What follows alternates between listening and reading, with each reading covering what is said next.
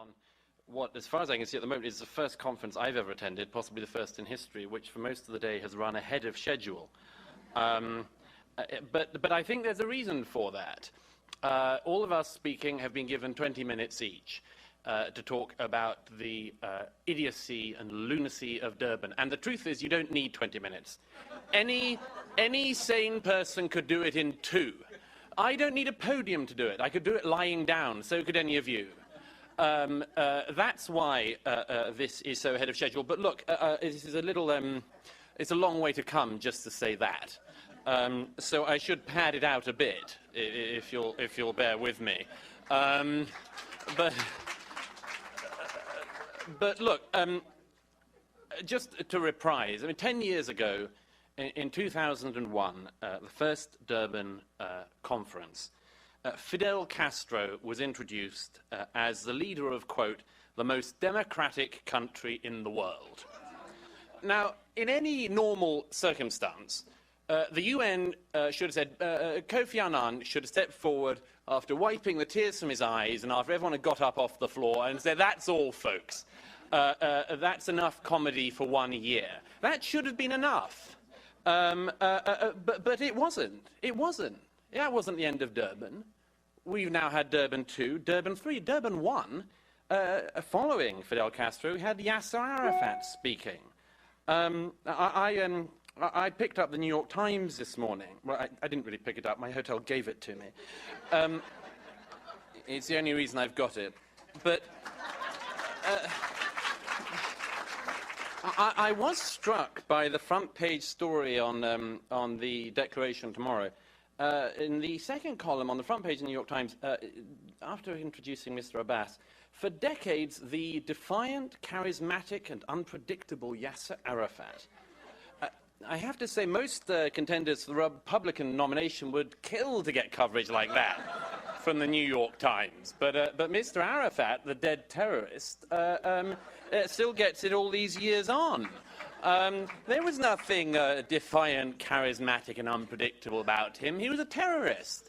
That was it. He spent his life and career terrorizing. Anyhow, clearly the NYT's gone the way of the UN. Look, in my home country today, there's a huge row you may not have heard of today. It hasn't made all of the international papers. Lord West, who was formerly the first Sea Lord under the last Labour government, has got into one of those lovely political turmoils people get into because he was on a panel in London this morning and he said, this former Labour minister, he said, quote, we are a permanent member of the United Nations, we, Britain, Security Council, and I think that gives us certain clout and certain ability. These mean we're not a second-tier power. We're not bloody Denmark or Belgium. Now, if you're a politician, that's the sort of thing it's best not to say. It's true, even if you're a retired politician. And, of course, immediately demands for apology, huge concocted political rows, Conservatives demanding retraction, and the Labour Party has now formally apologised. But the truth is that Lord West, who I'm now going to be the first person to defend, may have said something impolitic, but it isn't wrong. It's not a lie. It's flattering, if anything. I'm not sure that Belgium makes second-tier status now, but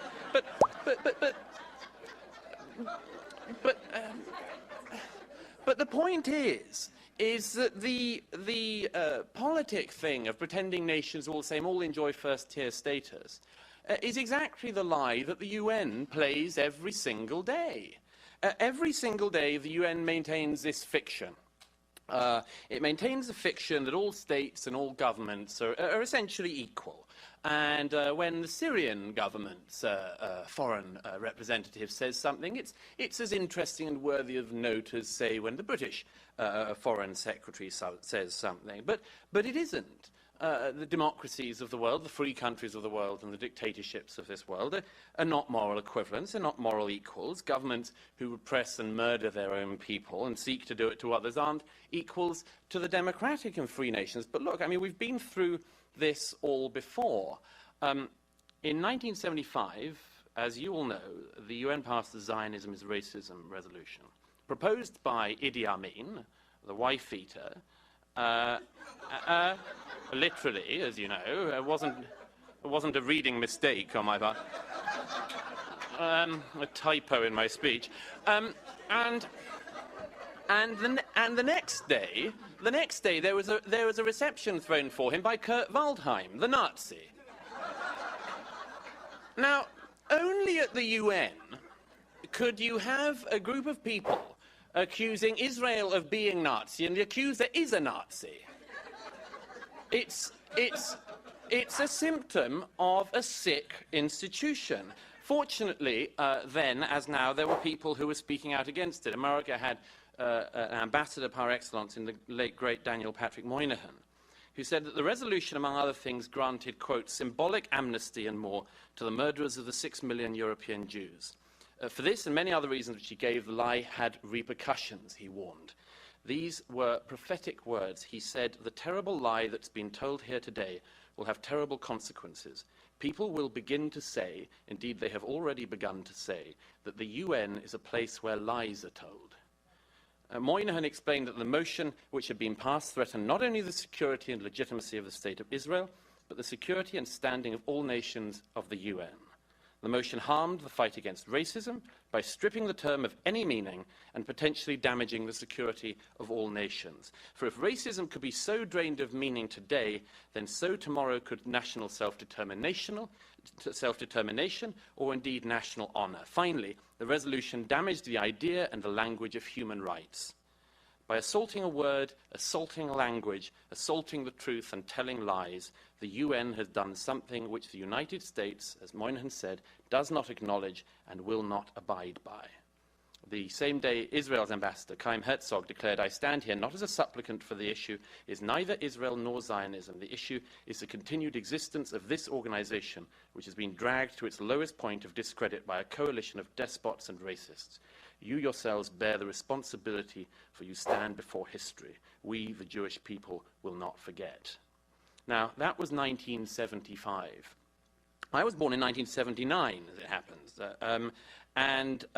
Between 1979 and 2001, indeed, between 1975 and 2001, a whole new generation of people were born, educated to some degree, and grew up.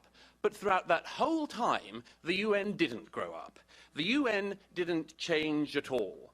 And we saw the final apotheosis in that in the setting up of this farce of Durban. A farce, by the way, which also we have in the UN paid for. 25% of the cost of the first Durban conference was paid by the Americans. It's not surprising when you have largesse like that people will decide to take advantage of you. You know, the Organization of African Unity demanded at Durban 1 that reparations for the Hutu slaughter of the Tutsis in Rwanda should be paid, and it should be paid by the Americans, and not by the people who'd done any of the slaying. Of course not. Why would they have any responsibility for their actions? Why not go off to America to demand the money? Now, the UK and other countries sadly stayed on for another round of this farce, and in the UK's case, only recently withdrew from the latest one. But the idea among these nations was, the ones who wanted to stay in, was that it was better generally to be at the table. It was just much better to be in the negotiations, in the room, at the table, and to negotiate. Well, what is there to negotiate over? What is your negotiation with the numerous countries in the OIC whose representatives declared the Holocaust never happened? Do you want to barter them down? Do you want to barter them down from 6 million Jews to 3?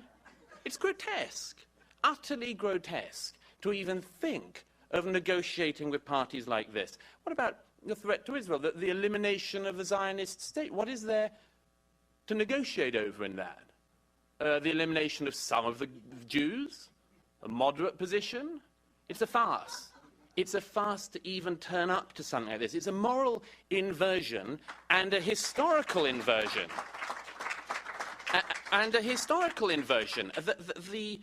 Slavery comes up each time at this circus. And each time, the countries that were first to abolish slavery